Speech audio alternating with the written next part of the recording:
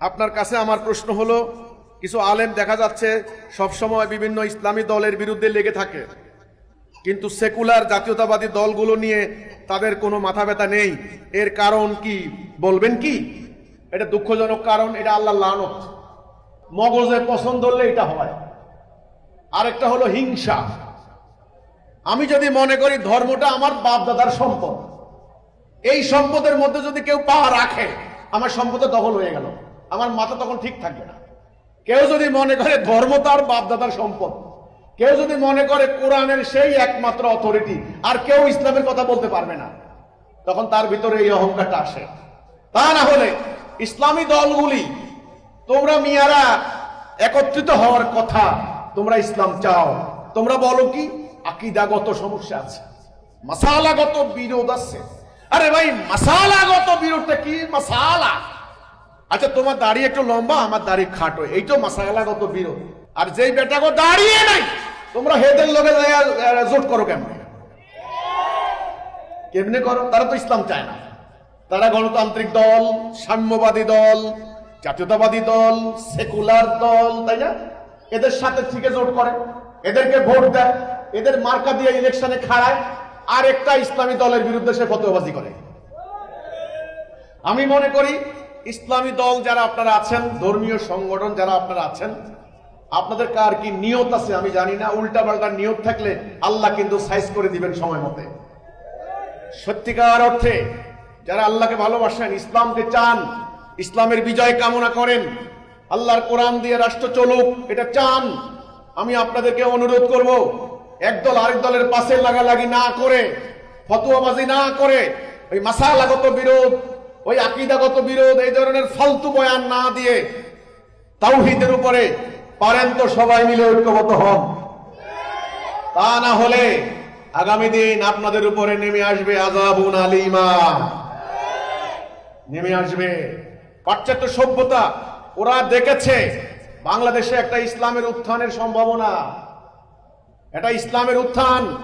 ওদের সুশীল ভাষায় বলে ইসলামাইজেশন হচ্ছে, ইসলামাইজেশন। আরে ভাই, ইসলামাইজেশন বুঝেন তো কেন? এটা হলো ইসলামীকরণ, সব ইসলাম হয়ে যাচ্ছে, সর্বনাশ, এটাকে ঠেকাইতে হবে। এই লক্ষ্যে তারা কিন্তু এক, তাদের জাতিসংঘ এক, তাদের ইউরোপীয় ইউনিয়ন এক, আমেরিকা এক, ভারত, সব কিন্তু এক, মিডিয়া এক। মিডিয়া তো এক হইবই, আপনারা কথা নাই বার্তা নাই, ওই ওসমান হাদির মৃত্যুর খবর শোনার সাথে সাথে প্রতিবাদ করেন, বিক্ষোভ করেন, শোক প্রকাশ করেন, ভালো কথা। কে কে একটা গ্রুপ যাইয়া প্রথম আলো, ডেইলি স্টারে আক্রমণ করে বসলেন। ফলাফল কি হলো? গত দুদিন আগে দেখলাম ডেইলি স্টার, প্রথম আলো, তারা বিরাট আয়োজন করে ওটারে জাদুঘর বানিয়ে এবার বিশ্বের সমস্ত রাষ্ট্রদূত ওখানে গিয়ে গিয়ে তারা দেখেন আর মন্তব্য করেন, পত্রিকা পড়ে দেখেন। তাদের এই প্রদর্শনী এটাই প্রমাণ করলো এদেশে ইসলামী শক্তির উত্থান, আর এরা উগ্র, এরা হলো এই মব সৃষ্টিকারী, এরা বাক স্বাধীনতা চায় না, এরা মানবাধিকার পছন্দ করে না, এরা হলো সংবাদপত্রের স্বাধীনতা স্বীকার করে না, এরা উগ্র, এরা মধ্যযুগীয় বর্বর, এই ধরনের একটা মেসেজ দিছে না? শুনেন ইসলামী সংগঠনগুলা, ভাইরা আমার, আপনারা তো কথায় কথা আমার বিরুদ্ধে লাগেন, আমার কথা হৃদয় দিয়ে বোঝার চেষ্টা করেন। আর ইসলামী সংগঠনের কর্মীরা, সমর্থকরা, তোমরা বন্ধুরা, আমার কথা একটু শুনো। আজকের এই রমজান মাসে আমি তোমাদেরকে স্বনির্বন্ধ অনুরোধ করতে চাই। তোমাদের সবাই স্বার্থপর না আমি জানি, বিভিন্ন দলের জন্য তোমরা দিনরাত পরিশ্রম করেছো, কষ্ট করছো, পকেটের টাকা খরচ করছো, ব্যবসা করে বাচ্চার জন্য কমলা কিনো না, আপেল কিনো না, দলের পিছনে খরচ করছো, আমি জানি। তোমাদের মন প্রাণ চাচ্ছে আল্লাহর দ্বীনের বিজয়, কিন্তু ভাইরা আমার, আল্লাহর সাহায্য ছাড়া আল্লাহর বিজয় পাবে না।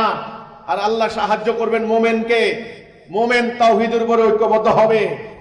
এজন্য ইসলামী সংগঠনের কর্মীদেরকে বলতে চাই, আসো তাওহীদের উপরে ঐক্যবদ্ধ হয়ে আল্লাহর রাস্তায় জিহাদ করো, আল্লাহর দ্বীন প্রতিষ্ঠার কর্মসূচি অনুসরণ করো। ধর্মীয় সংগঠনগুলির এই নেতাদের মানে তাদের যারা দায়িত্বশীল, তারা একদল আরেক দলের বিরুদ্ধে লাগালাগি, এটা হলো দুর্ভাগ্যজনক আমাদের। এটা আল্লাহর একটা শাস্তি। আমি বলবো, এখান থেকে বিরত না হওয়া পর্যন্ত আমাদের মুক্তি নাই। এটা তাদেরকে লাগিয়ে দিয়েছে যে তোরা লাগ, মারামারি কর, আমরা সুবিধা নেব।